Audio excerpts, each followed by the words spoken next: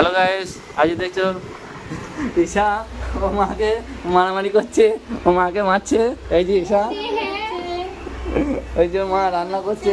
আজ কি রান্না হচ্ছে? আলু পোস্ত হচ্ছে। আর কি হবে আজকে? কি দেখি? ওই যে মিষ্টি, ওই বাঙাল বাড়ির বউ, ওই যে বাঙালের শালি, ও মামা।